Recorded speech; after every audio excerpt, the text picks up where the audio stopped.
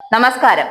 തുടർഭരണം നേടി അധികാരത്തിലെത്തിയ പിണറായി സർക്കാർ 8 വർഷം കൊണ്ട് എന്ത് നേട്ടമുണ്ടാക്കി എന്ന് ചിന്തിക്കുന്നവർ അറിയേണ്ട ചില കാര്യങ്ങളുണ്ട്. പ്രകടന പത്രികയിലെ വാഗ്ദാനങ്ങൾ ഓരോന്നായി നിറവേറ്റിക്കൊണ്ട് പുതിയ പദ്ധതികൾ ഏറ്റെടുത്തുകൊണ്ടും കേരള വികസന മാതൃക പുതിയ ഉയരങ്ങളിലേക്ക് കുതിക്കുന്നത്.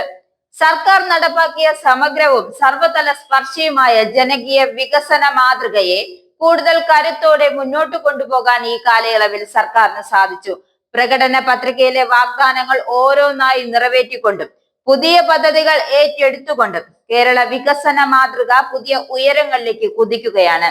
സാമൂഹ്യ ക്ഷേമവും സാമ്പത്തിക വികസനവും ഒരേ പ്രാധാന്യത്തോടെ നടപ്പാക്കുന്ന നമ്മുടെ നാടിനെ ദേശീയ തലത്തിൽ നിരവധി അംഗീകാരങ്ങൾ തേടിയെത്തി.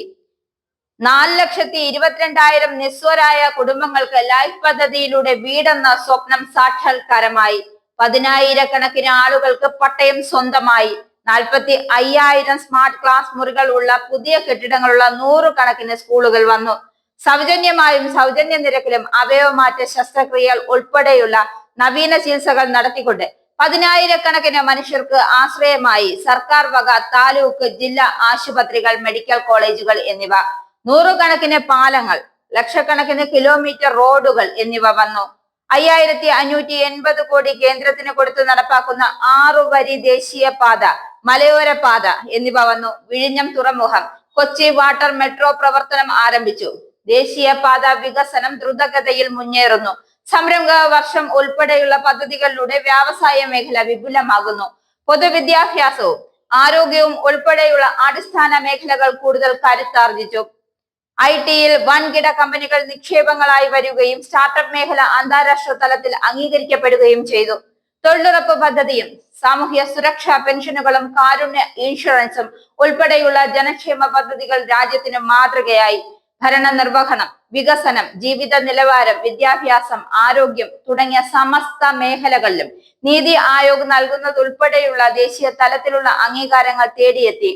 ജനങ്ങൾ നൽകിയ പിന്തുണയാണ് ഇതെല്ലാം സാധ്യമാക്കാൻ സർക്കാരിന് ഊർജവും പ്രചോദനവും പകരുന്നത്. നാടിനെ ഒന്നാന്തരം ഒറ്റപ്പെടുത്താനും പ്രതിസന്ധിയിലാക്കുവാനും എല്ലാ ശക്തികളും ശ്രമിച്ചിട്ടും അതിനെയെല്ലാം മറികടന്ന് മുന്നോട്ടു പോകാൻ നമുക്കാകുന്നത് സർക്കാരും ജനങ്ങളും പരസ്പരം കൈകോർത്ത് നിൽക്കുന്നതിലാണ്. വർഗീയതയും വിഭാഗീയതയും പല പ്രദേശങ്ങളെയും കീഴ്പ്പെടുത്തിയപ്പോൾ ജനാധിപത്യത്തിന്റെയും മത സൗഹാർദ്ദത്തിന്റെയും മാനവികതയുടെയും മഹനീയത ഉയർത്തിപ്പിടിച്ച് മറ്റുള്ളവർക്ക് മാതൃകയാകാൻ നമുക്ക് സാധിച്ചു.